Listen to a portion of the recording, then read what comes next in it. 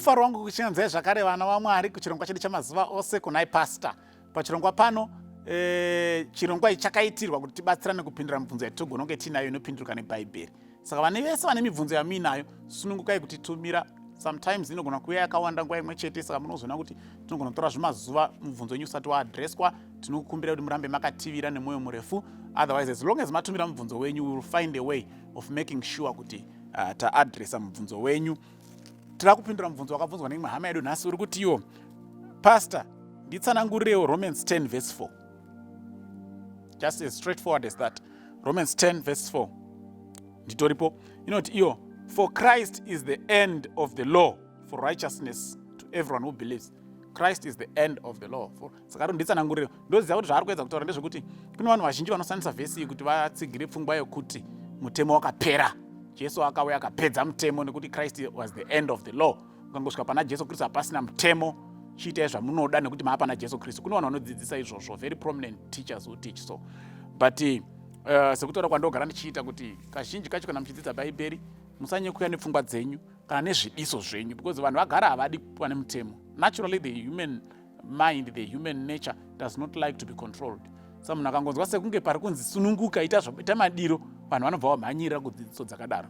Now inzwi riri kunzi panapa end, riri kunzi Christ is the end of the law. Bosi zori nenyaya, Christ is the end of the law. Mukaenda kuGreek yacho it's telos. Okay?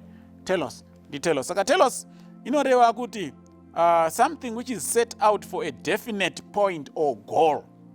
Okay, that's telos.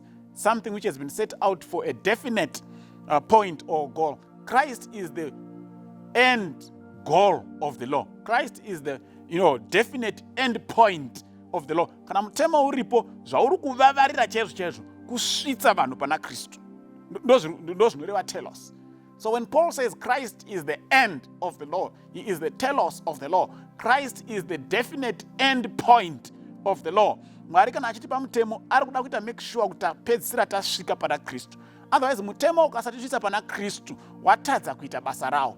Ndofunga vanoteera chirongwa takambotsanangura nyaya yemutemo tichiufananidza nemira rinokuudza kuti wakasviba, but risina zvarinogona kuita. Charinongokuudza kuti tsvaga kwaunogona kunogeza, woenda kusipo netauro. Saka mutemo is your mirror rinofanira kukutuma kuenda pana Jesu Kristu. Because mutemo unokuudza kuti iwe uri mhombwe, iwe unopomba, iwe unonyepa, iwe unotyora sabata, iwe unonamata zvimwe zvimari, but hauna zvimwe zvaunogona kuita. So its main point and goal is to make sure you get to Christ where your weaknesses can be dealt with.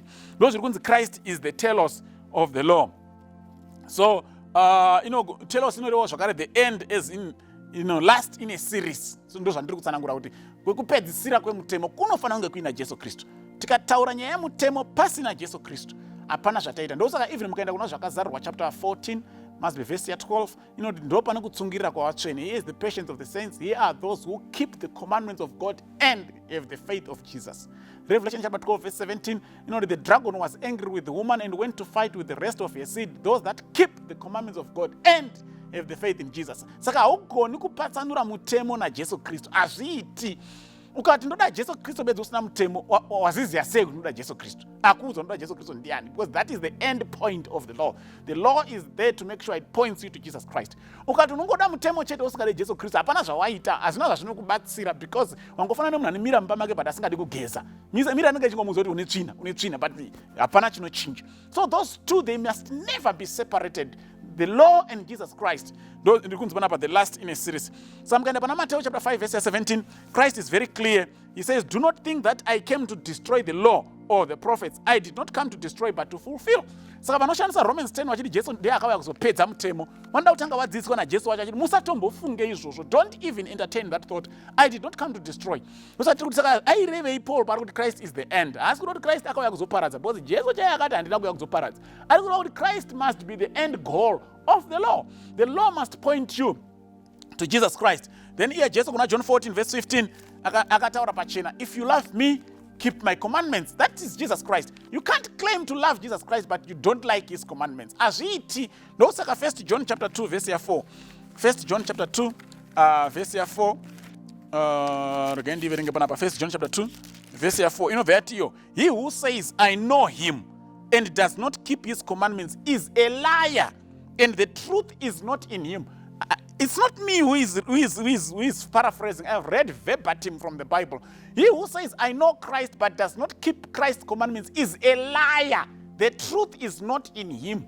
I know many of us vari kuteerera nhasi mune vaparidzwa munoteerera vanhu vamunofarira vanokudzidzisai kuti mutemo waMwari wakapera, but Bible riri kuti vanhu ivo varevi venhema, havana chokwadi chiri mavari. Kana vanhu vachikudzidzisai kuti ndevaJesu Kristu asi vasingakudzidzisi kuti muchengete mitemo yaJesu Kristu, varevi venhema. Ndozviri kutaura Bible. It's 1 John chapter 2 verse 4. 1 John 2 verse 4.